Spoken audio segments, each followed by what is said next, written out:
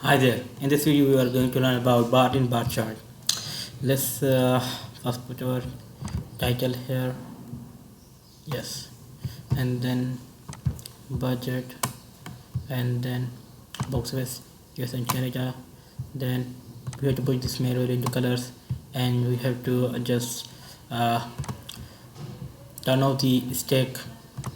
As you can see, these these are one is on the front side, other one is on the back side.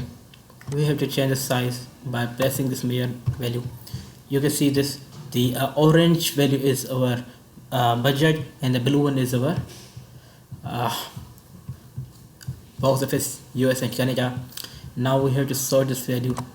For sorting this, you have to go sort and then sort by field. Which one field? Not the agency score.